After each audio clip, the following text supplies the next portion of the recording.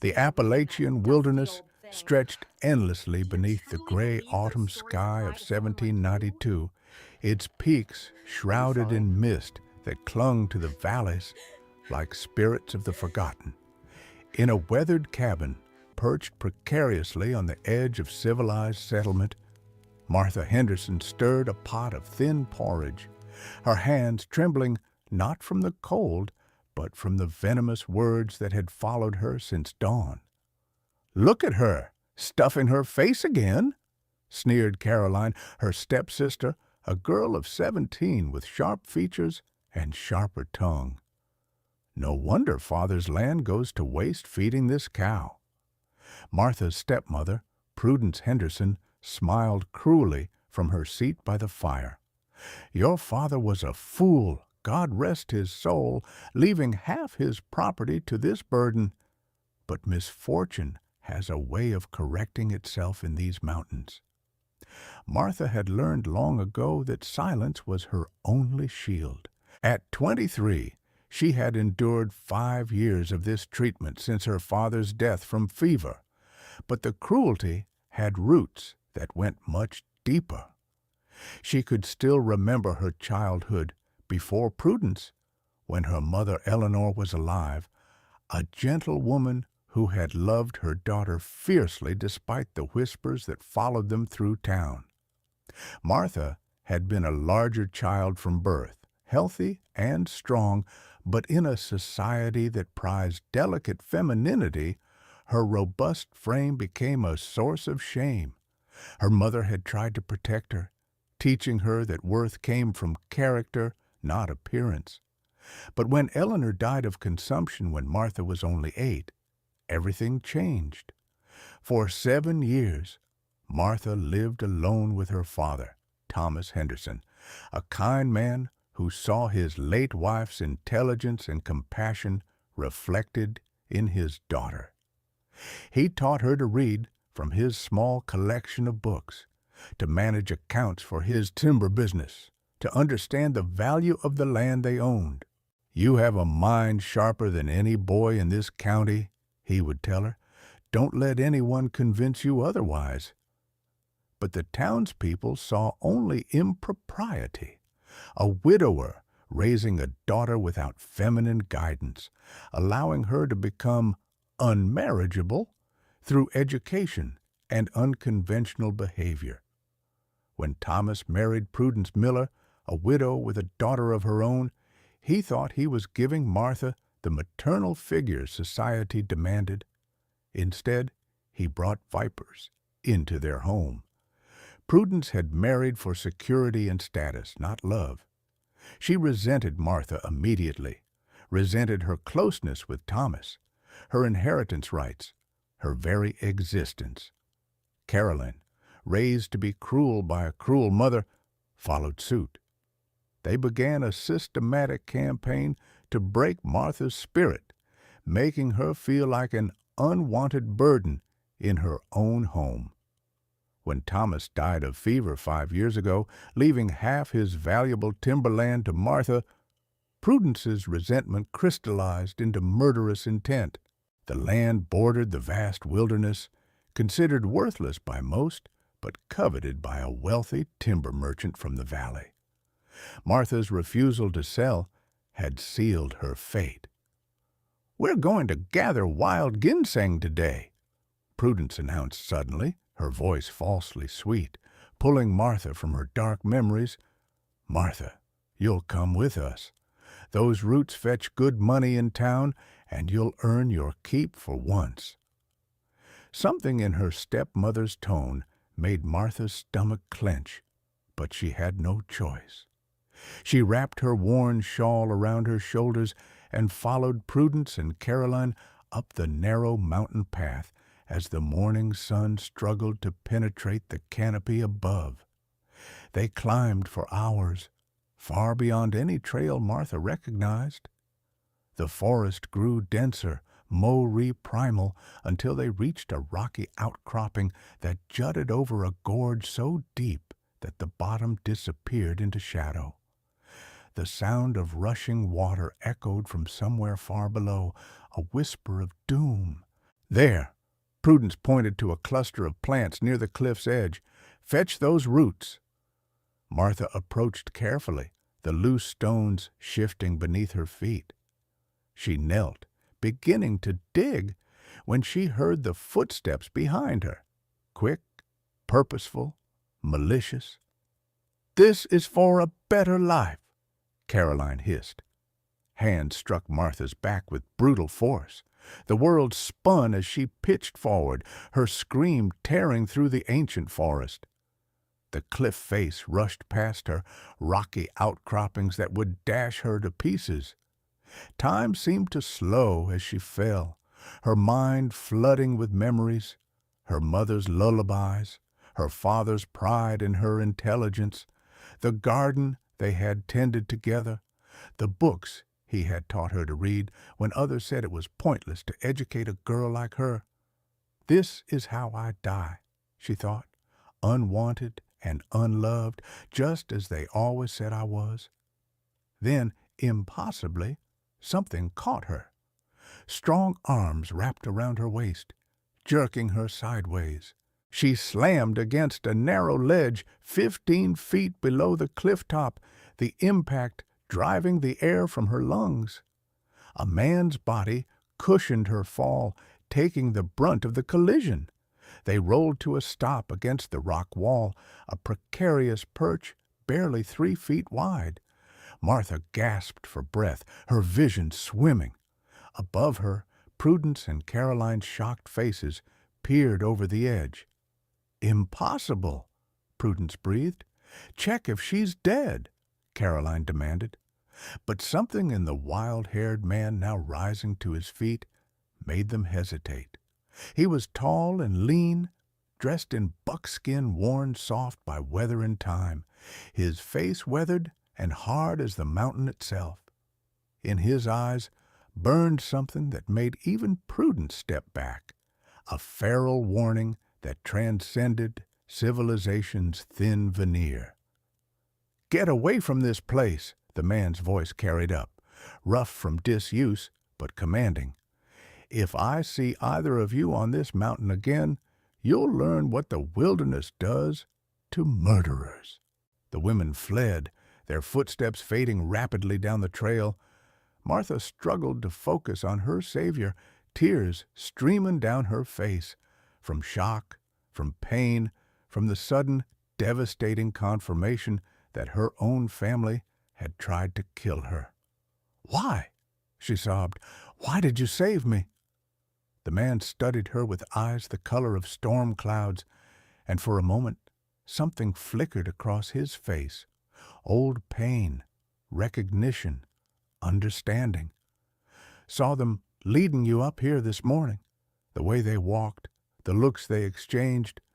I've tracked predators long enough to recognize the hunt." He extended a calloused hand. "Name's Jonas Blackwood. Can you stand?" Jonas had been watching the Henderson cabin for 3 days before the murder attempt, though he would not have admitted why. Perhaps it was the way the older women treated the younger one, the casual cruelty he could observe even from a distance. Perhaps it was something deeper, a recognition of suffering he knew too intimately himself. His own story was one he rarely spoke aloud, even in the solitude of his mountain refuge. Jonas Blackwood had been born Jonas Whitmore, second son of a wealthy Philadelphia merchant family, destined for a comfortable life of ledgers and social climbing. Instead, he had chosen teaching, driven by a belief that education could transform society, could break down the rigid hierarchies that kept people trapped in circumstances of birth. He had been 28, engaged to Catherine Aldridge, daughter of a prominent judge, when everything collapsed. One of his students, a young woman named Sarah who worked as a housemaid to pay for her secret lessons, had been accused of theft by her employer. The evidence was fabricated. Jonas knew it because he had been teaching Sarah to read the very books she was accused of stealing to sell. He had spoken in her defense at the trial, presenting evidence of her innocence, revealing that she was literate and had no need to steal books for profit. But in doing so, he had exposed that he had been teaching a woman of her station, treating her as an equal, meeting with her privately. The scandal was immediate and devastating. Catherine broke their engagement, unable to bear the social disgrace. His father disowned him, calling him a fool who had thrown away his future for some girl. Worse, his testimony had been ignored. Sarah was convicted anyway and sentenced to 7 years of hard labor. She died within 6 months, her constitution too delicate for the brutal conditions. Jonas had left Philadelphia that same week, taking only what he could carry, and disappeared into the western wilderness. He had intended to die there honestly, to walk into the forest and let nature take him. But the mountains had other plans. The struggle to survive had awakened something in him, something primal and necessary. He learned to hunt, to trap, to read the language of weather and seasons. He built his cabin with his own hands, finding a grim satisfaction in the physical labor that left no room for grief or regret. 7 years passed, and the man who emerged was barely recognizable as the idealistic teacher from Philadelphia. He had thought himself content in his isolation, having given up on humanity entirely. Then he saw Martha being led up the mountain path by those 2 women, saw the resigned slump of her shoulders, the way she walked like someone already defeated, and something in him, some fragment of the man who had believed people were worth saving, stirred back to life. Now, as he helped this trembling woman along the treacherous ledge path to safety, he wondered if perhaps the mountains had kept him alive for exactly this moment. Martha's legs shook violently, but with Jonas's support, she managed to navigate the narrow path he indicated. After what felt like hours but was likely only 30 minutes, they descended into a hidden valley, a pocket of wilderness so remote that Martha doubted any surveyor had ever mapped it. A clear stream cut through the center, and nestled against a protective rock face stood a cabin of such expert construction that it seemed to have grown from the mountain itself. "This is home," Jonas said simply. Inside, the cabin was sparse but meticulously organized. Furs lined the walls for insulation, dried herbs hung from the rafters, and a stone fireplace dominated one wall. Tools, all handmade, hung in careful arrangement. It was the home of someone who understood that survival depended on preparation and respect for one's resources. But it was also, Martha noticed with growing awareness, intensely lonely. There were no personal touches, no decorations, nothing that spoke of joy or comfort beyond bare necessity. It was a shelter, not a home, a place to survive, not to live. Jonas settled Martha into a chair padded with deerskin and began brewing tea from mountain herbs. His movements were efficient but careful, and Martha noticed how he avoided looking directly at her, as if unused to human company. "You'll stay here tonight," he said. "Tomorrow we'll figure out what comes next." "They wanted me dead," Martha whispered, the reality finally settling over her like a suffocating blanket. "My own family, for land and money." Jonas finally met her eyes, and she saw understanding there, not pity, but genuine comprehension. "I know what it is to be betrayed by those who should have protected you," he said quietly. "I know what it is to be valued for what you possess rather than who you are." Something in his tone made Martha ask, "What happened to you? How did you end up here?" For a long moment, Jonas was silent, and Martha thought he wouldn't answer. Then, slowly, he began to speak. He told her about Philadelphia, about Sarah, about the trial and the aftermath. His voice remained steady, but Martha could hear the old anguish beneath the words, wounds that had scarred over but never truly healed. "I thought I could make a difference," he finished. "I thought truth and justice mattered. But I learned that society protects itself, protects its hierarchies and prejudices. And when you challenge those structures, even with the best intentions, it destroys you." "So you came here to hide," Martha said softly. "I came here to die," Jonas corrected. "But the mountains wouldn't let me. They demanded I survive day after day until survival became its own purpose, until I forgot there had ever been anything else." Martha looked around the cabin again, seeing it differently now, not as a home, but as a penance, a self-imposed exile. "That sounds very lonely." Jonas's jaw tightened. "Loneliness is safer than trust. Trust gets you betrayed. Trust gets innocent people killed. Or," Martha ventured, "trust is what makes survival worth the effort." He looked at her sharply, as if she had struck a nerve, but said nothing more. That night, Martha lay on a pallet of soft furs, listening to Jonas move quietly around the cabin, banking the fire, checking the door, performing the rituals of solitary life.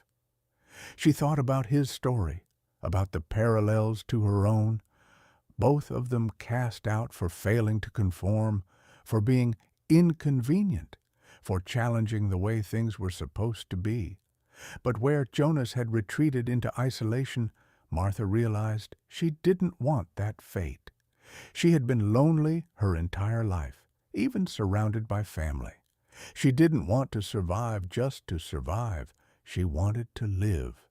The first week in Jonas's cabin passed in a cautious dance of proximity and distance. Jonas taught Martha the skills she needed, identifying edible plants, reading weather signs, basic tracking, but he maintained an emotional wall, speaking only when necessary, retreating into himself whenever conversation threatened to become personal. Martha, for her part, was patient. She had spent years learning to exist in hostile environments, reading subtle cues, understanding when to speak and when to stay silent. She watched Jonas, learning him the way she learned the forest, through observation and respect. She noticed how he spoke gently to the animals he hunted, thanking them for their sacrifice, how he tended his small garden with meticulous care, as if each plant were precious, how he carved intricate patterns into tool handles during evening hours, the only artistic expression he allowed himself. These were not the habits of a man who had truly given up on life, but of someone still fighting to find meaning in it. On their 5th day together, they were checking snare lines when Martha stumbled over a root, her still healing body betraying her. Jonas caught her automatically, his hand steady on her arms, and for a moment they stood close enough that Martha could see gold flecks in his gray eyes, could feel the warmth of him through her worn dress. "I'm sorry," she said, flustered. "I'm clumsy. I've always been clumsy. My stepmother used to say I moved like a draft horse, that no man would ever—" She stopped abruptly, humiliation flooding her cheeks. Jonas's expression shifted, hardening with sudden anger, not at her, but for her. "Your stepmother was a fool and a liar," he said fiercely. "You moved just fine, better than fine. You've learned more in 5 days than most people learn in months. Your body is strong and capable, and anyone who told you otherwise was trying to break your spirit so they could control you." The vehemence in his voice startled Martha. "You sound like you're speaking from experience." "Catherine used to criticize everything about me," Jonas admitted, the words seeming to escape against his will. "My hands were too rough for a gentleman. I read too much. I cared too much about things that didn't matter. She was trying to shape me into someone her father would approve of, someone who wouldn't embarrass her at society functions." He laughed bitterly. "Turned out she was right to worry. I embarrassed her spectacularly. By defending an innocent woman? By being naive enough to believe truth mattered more than appearances." Martha touched his arm gently. "It does matter. Maybe not to people like Catherine or Prudence, but to people like Sarah, like me. Your testimony didn't save her, but it told her that someone saw her worth, that someone believed her. That matters, Jonas. Even if the outcome was wrong, standing up for her mattered."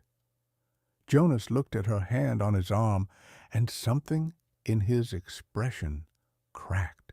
"I've spent 7 years trying to convince myself it didn't, that nothing I did made any difference, so there was no point in trying any more." "And has it worked? Have you stopped caring?" "No," he admitted quietly. "If I had, I wouldn't have been watching that trail 3 days ago. I wouldn't have caught you when you fell." "Then maybe," Martha said gently, "maybe the mountains didn't keep you alive just to survive. Maybe they kept you alive to save someone who needed saving. Someone like me." Jonas pulled away, but Martha could see she had affected him.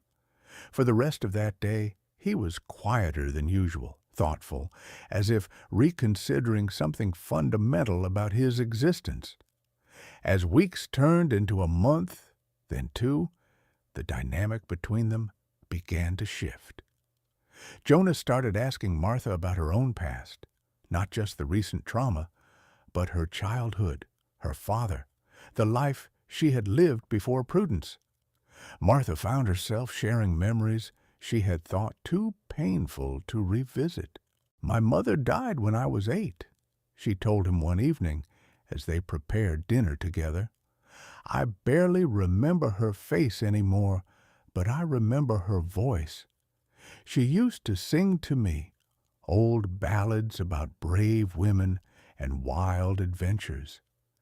The other mothers in town thought the songs inappropriate, too violent, too unwomanly, but my mother didn't care what they thought." "She sounds remarkable," Jonas said, focused on dicing wild onions. "She was, and she was like me, larger, strong, not delicate. I used to ask her why I looked different from the other girls, why they made fun of me. She told me I was built for a different kind of life, that not everyone was meant to fit into the same small box. She said someday I'd understand that my strength was a gift, not a curse." Martha's voice broke slightly, "But then she died, and I spent 15 years trying to make myself smaller, quieter, less than I was, trying to fit into that box she told me I didn't need, and it was never enough. I was never enough." Jonas set down his knife and turned to face her fully. "You were always enough, Martha. The world that rejected you was too small, too cruel, too stupid to see what it was discarding. But that's the world's failure, not yours." "Do you really believe that?" Martha asked. "Or are you just saying what I need to hear?" "I believe it," Jonas said firmly, "because I see you every day. I see how quickly you learn, how hard you work, how you've adapted to this life without complaint. I see your courage, your kindness, your intelligence. I see you, Martha, not what society tried to convince you that you were." Tears spilled down Martha's cheeks, and before she could think better of it, she stepped forward and wrapped her arms around Jonas in a fierce embrace. He stiffened for a moment, clearly unused to human touch. Then slowly, tentatively, his arms came around her in return. They stood like that for a long time, two broken people holding each other up, finding in unexpected proximity something neither had dared hope for: connection, understanding, the beginning of healing. Winter arrived early that year, trapping them in close quarters as snow piled high around the cabin. The enforced intimacy accelerated their growing bond. They developed routines. Jonas would hunt or check trap lines while Martha managed the cabin, processed food stores, and maintained their living space.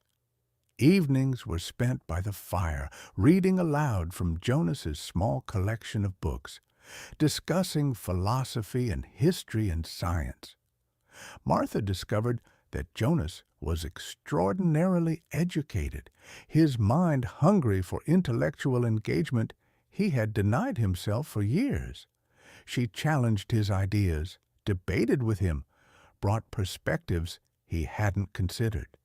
It was exhilarating for both of them, the kind of companionship neither had experienced even in their former lives. But beneath the intellectual connection, something deeper was growing. Martha noticed how her heart raced when Jonas returned from hunting, snow dusting his dark hair, how she found excuses to stand close to him, to brush against him accidentally, how his rare smiles felt like sunlight breaking through storm clouds. Jonas, too, was changing. He smiled more often, laughed at Martha's dry observations about their situation, sought out her company, rather than simply tolerating it. He began teaching her to shoot, standing behind her to adjust her aim, his breath warm against her ear as he guided her hands. One evening in late December, as a blizzard raged outside, Jonas found Martha crying quietly while mending one of his shirts. "What's wrong?" he asked, immediately concerned. "Nothing," Martha said, wiping her eyes. "Everything. I was just thinking about how different my life is now. 2 months ago, I was miserable every single day, believing I deserved to be miserable because I was wrong somehow, fundamentally flawed. And now?" She looked around the small cabin, at the man watching her with worried eyes, at the life they had built together. "Now I'm happy, genuinely happy, and it feels almost wrong to be happy when I've lost everything." "You haven't lost everything," Jonas said, kneeling beside her chair. "You've lost things that were hurting you, poisoning you. That's not loss, that's liberation." "I know. Logically, I know that. But I keep waiting for the other shoe to drop, for this to be taken away too." Jonas reached out and took her hand, his touch deliberate now, no longer hesitant. "I can't promise you that nothing bad will ever happen again. These mountains are dangerous and life is uncertain. But I can promise you this: I won't abandon you. I won't betray you. I won't try to make you into something you're not. You're safe here, Martha, with me." Martha looked into his eyes and saw the truth of it, saw the man who had spent 7 years hiding from human connection finally choosing to risk it again. "I feel the same way," she whispered, "about you. You're safe with me, Jonas." He leaned forward slowly, giving her time to pull away, but Martha didn't move. When his lips met hers, it was gentle, tentative, a question more than a demand. Martha answered by deepening the kiss, pouring into it all the longing and gratitude and affection she had been afraid to name. When they finally pulled apart, Jonas rested his forehead against hers. "I haven't felt this way in so long, I almost forgot what it was like to want someone, to need someone." "I've never felt this way," Martha admitted. "I thought no one would ever want me, that I'd die alone and unloved." Jonas silenced her with another kiss. "I want you," he said fiercely, "not despite who you are, but because of it. Your strength, your courage, your brilliant mind, your kind heart, your beautiful body, all of it. I want all of you, Martha Henderson." That night they came together with a tenderness that surprised them both, years of loneliness and pain dissolving in shared warmth and whispered affirmations. Jonas touched Martha like she was precious, worshipped her body with hands and lips, and words that rewrote every cruel thing she had ever been told about herself. And Martha, in turn, showed Jonas that trust could be rewarded, that vulnerability didn't always lead to betrayal, that opening his heart again wouldn't destroy him. Spring arrived with explosive beauty, the valley transforming into a riot of wildflowers and new growth. Martha and Jonas worked together to expand their homestead, planting a larger garden, building a smokehouse, improving the cabin structure. They moved in perfect synchronization, anticipating each other's needs, communicating with glances and small touches. But they also talked more deeply than ever before. Jonas told Martha about the years immediately after Philadelphia, the months of wandering, the night he almost walked into a river and didn't walk out. How the sunrise the next morning had been so beautiful it made him weep, and how that had seemed like a sign to keep living, even if he didn't know why. Martha shared her darkest memories, the church social where Carolyn had publicly humiliated her, reading aloud a love letter Martha had written but never sent, making the entire congregation laugh at the idea of Martha loving or being loved.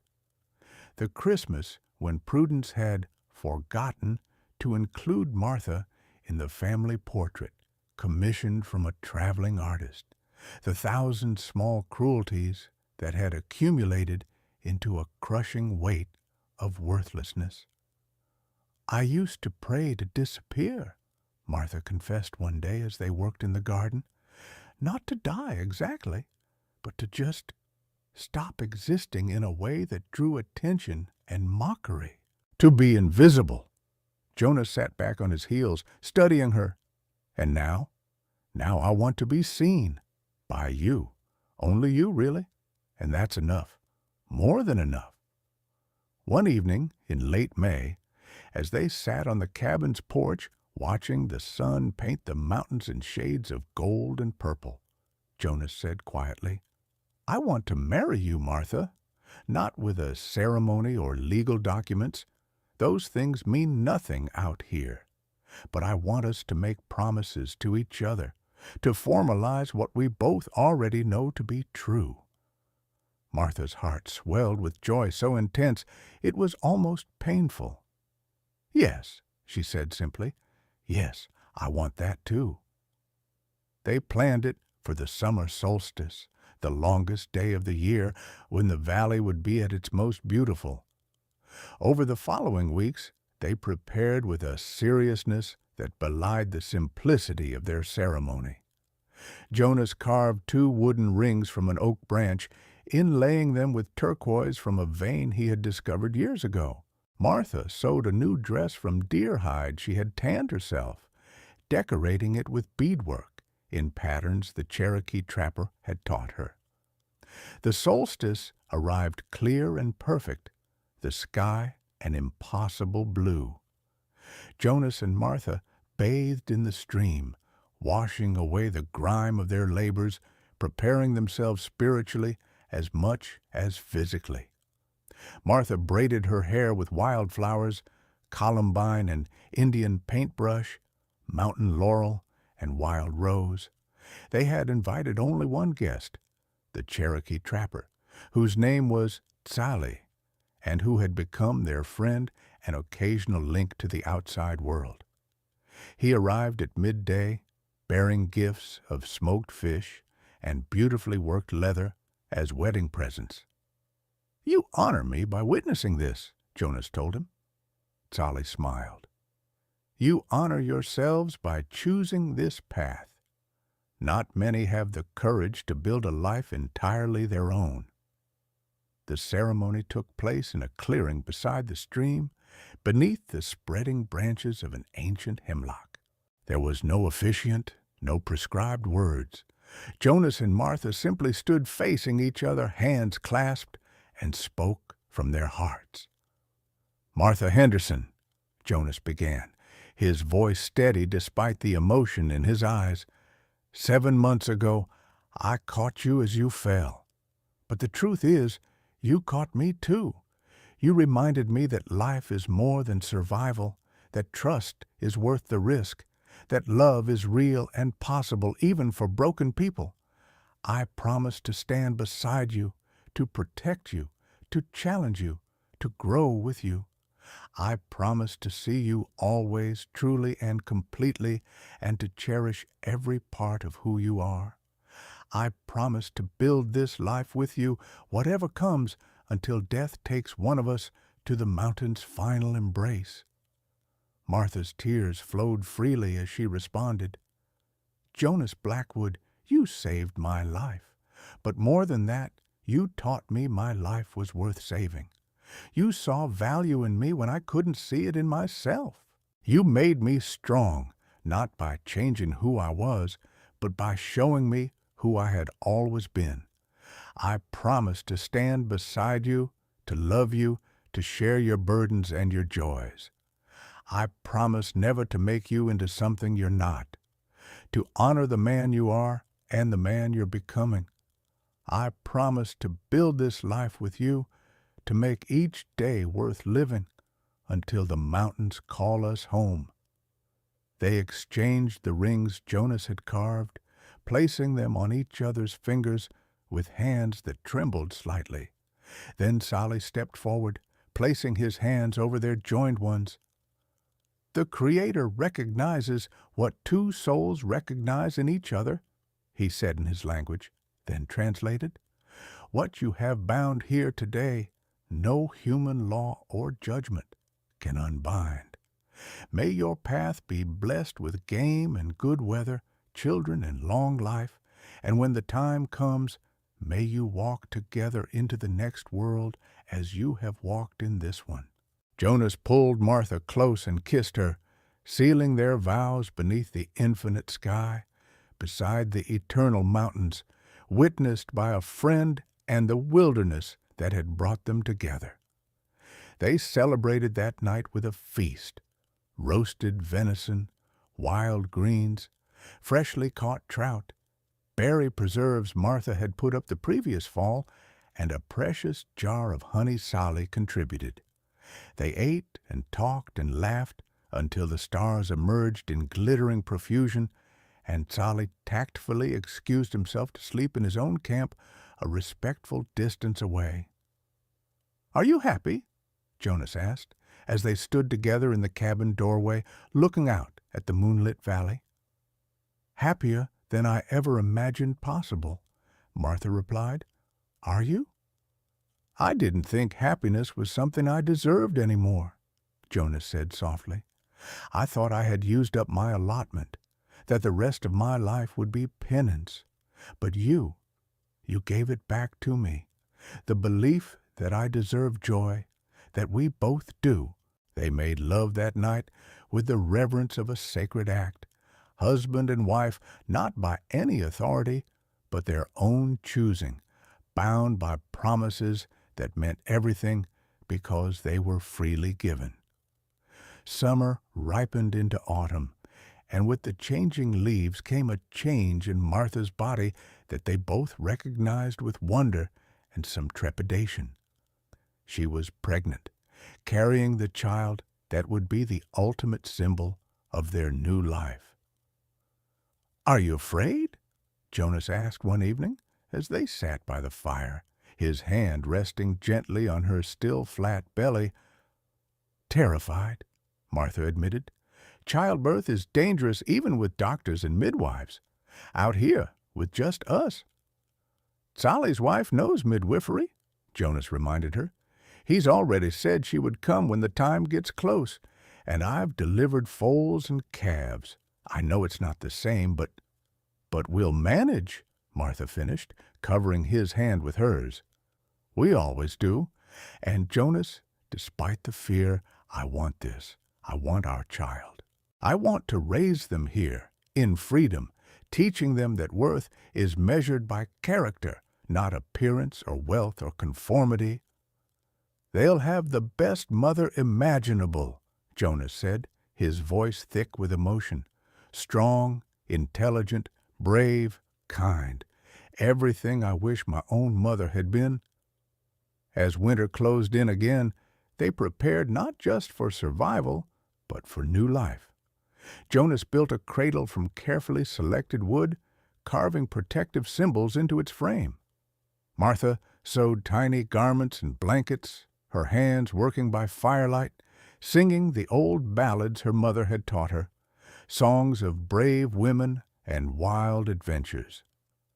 Tzali brought his wife, Adsila, in late February, when Martha's time was approaching. She was a woman of middle years with calm, capable hands and a reassuring presence. She spoke little English, but her confidence transcended language barriers. The labor began on a cold March night, announced by the first spring thunderstorm. Martha walked through the contractions, supported by Jonas, breathing through the waves of pain as Adsila prepared the cabin with practiced efficiency. It was long and brutal, testing Martha's strength to its limits. Jonas stayed beside her throughout, holding her hand, wiping her face with cool cloths, whispering encouragement. "You're the strongest person I've ever known," he told her during a particularly difficult contraction. "You've survived everything life threw at you.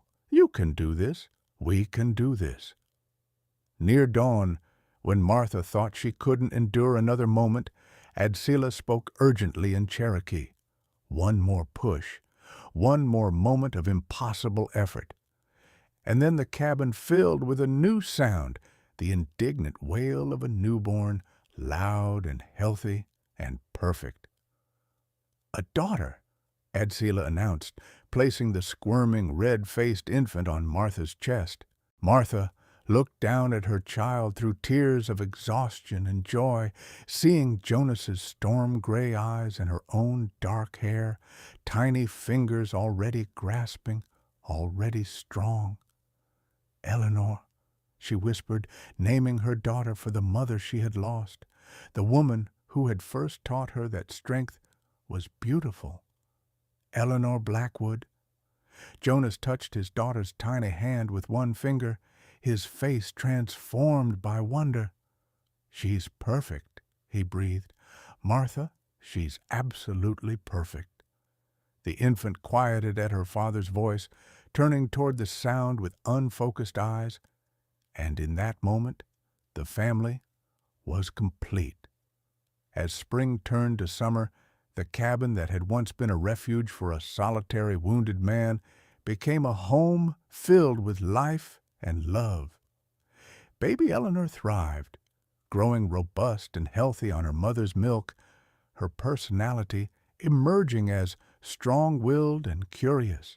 "She's going to be a handful," Jonas observed one afternoon, watching his daughter determinedly try to crawl at only 4 months old. "Good," Martha said firmly. "The world needs more women who know their own minds and won't be told they're too much." They raised Eleanor in freedom and love, teaching her from the beginning that she was valued for who she was, not what society might demand she be. Martha sang her mother's ballads to her daughter, passing down the legacy of brave women. Jonas taught her the names of plants and animals as soon as she could speak, fostering the curiosity that blazed in her eyes. Years passed in the rhythm of seasons and small joys. Eleanor grew into a bright, fearless child who moved through the wilderness with the confidence of someone who belonged there utterly. Tzali and Adzila became surrogate grandparents, teaching Eleanor Cherokee words and traditions, expanding her world beyond just her parents' influence. The community of mountain people that had begun to form when Jonas first saved Martha continued to grow, not into a town or settlement, but into a loose network of families and individuals who had chosen wilderness over civilization's constraints. They helped each other through harsh winters and medical emergencies, celebrated births and mourned deaths, built something that existed outside the normal structures of society. Martha became the heart of this community, the healer, the teacher, the wise woman people sought out for advice and comfort.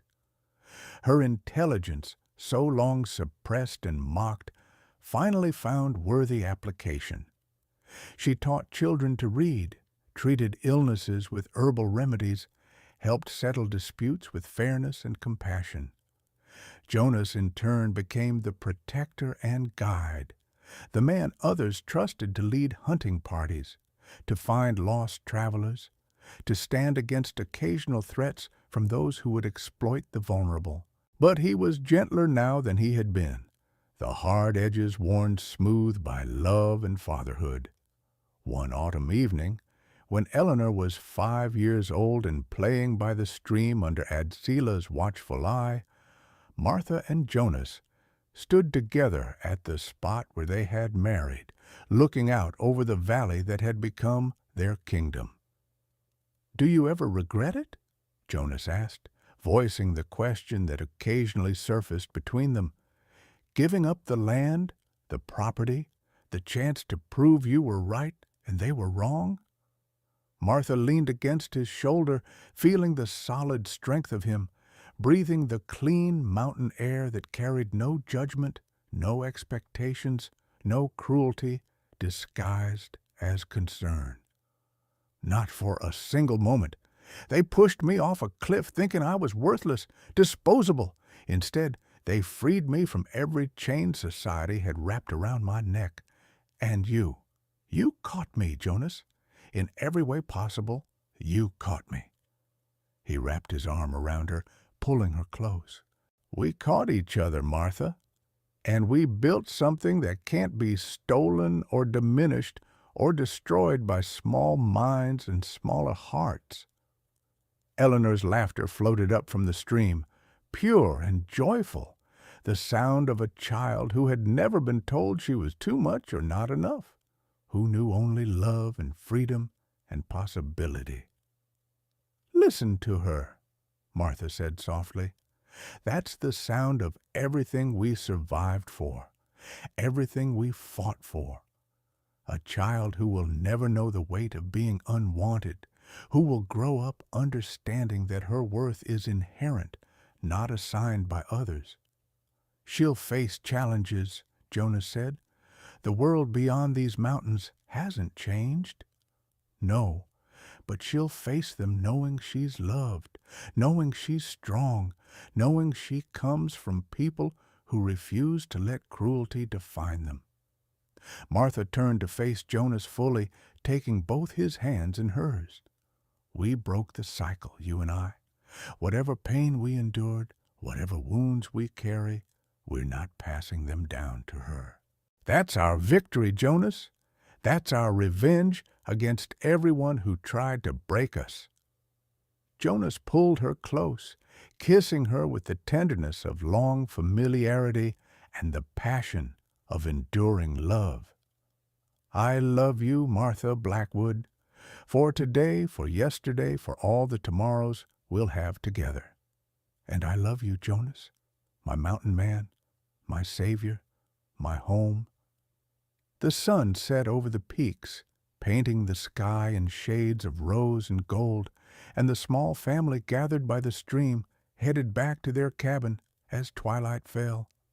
Inside, the fire would be warm, supper would be waiting, and they would spend another evening together, reading, talking, laughing, living the life they had chosen. Martha Henderson had been pushed off a cliff and left for dead.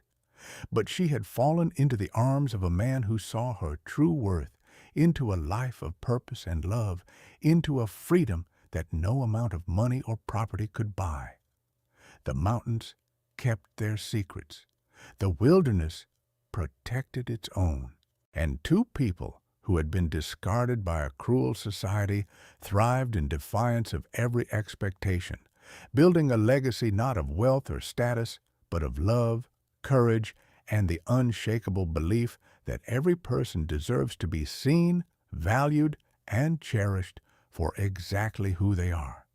In the end, that was the greatest triumph of all, not revenge or vindication or material recompense, but the simple, profound victory of living well, loving truly, and passing on to the next generation the gift of knowing they are enough, exactly as they are. The cabin's windows glowed warm against the gathering night, a beacon of home and hope in the vast wilderness, proof that sometimes the cruelest falls lead to the most beautiful landings.